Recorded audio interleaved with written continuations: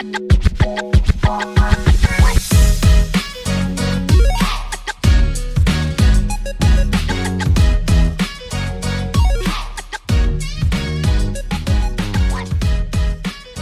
there, it's Emma, and welcome to Sax Bites, the 5-minute saxophone lesson podcast.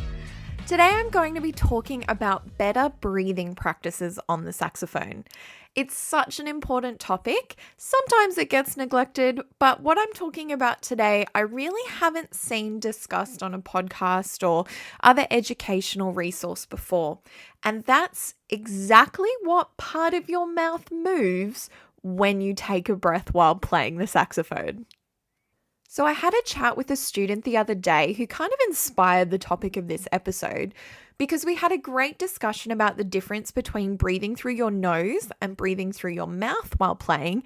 And then they brought up a great point, which is that I had never specifically told them how much of their mouth is supposed to move or not move when they're breathing through their mouth. It was something I guess that I took for granted as a more experienced player, and that I needed to actually step back and really break down for them.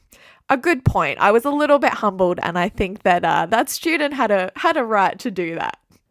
So let me start by saying that except in cases of circular breathing, I really don't recommend breathing through the nose when playing the saxophone. There's just not a great way to get enough air in when you're breathing through your nose, just because of the mechanics of the human body. And further, it actually can be very noisy. So if you're playing a beautiful, slow piece of music and it's full of emotion and it's just gorgeous, and then you hear a huge nose sniff and you still even haven't gotten enough air in for the next phrase, what is the point of breathing through the nose? It also leads to very shallow breath practices like raising the shoulders, not fully extending out the belly to get those nice deep breaths. So I just don't recommend it at all. Mouth breathing really is the way to go in this instance, as gross as mouth breathing sounds. Can't say I've ever really said mouth breathing too often. So the other day with my student, I had a long chat about how we want our breathing practice to be organic. We want to make sure we're taking breaths at the end of phrases, at the end of musical sentences, and in doing so, we're getting as much air in as we can in the best possible way. So that's a deep, full belly breath where our diaphragm is fully extended and our lungs are nice and full, and we have plenty of air to keep going. So this can be really tricky to do because when I said that, my student completely released their embouchure, almost pulled the mouthpiece out of their mouth to take a breath and then put it back in and reset their embouchure, and sort of did that all in a fraction of a second as they tried to take a breath. As you probably can already tell, it was very distracting to the flow of the music. It wasn't very organic to what the phrase was and what was happening musically. And it actually meant that his tone straight after taking the breath was very interrupted, because by completely releasing and then replacing the embouchure, it took a second, just like this little millisecond, for his embouchure to be back in an optimal position and back into that great tone that we're looking for.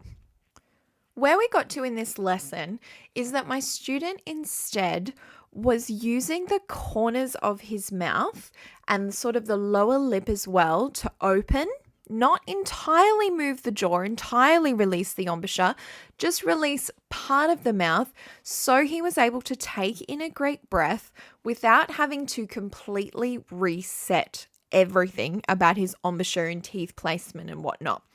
In doing so, in just opening part of the lip, just moving part of the mouth, he was able to take a much deeper breath and only needed a little tiny fraction of a second to reset his embouchure and keep going through the phrase. And one thing that I mentioned as we were going through this was, what does the music ask of us? Again, I mentioned earlier, if you're playing a beautiful, slow, calm song, you need to make sure the way you take your breath is still getting in a deep breath, but maybe doesn't have as much movement to it, isn't as broad of a big gesture, big flourish of a breath, because that's not going to match the music.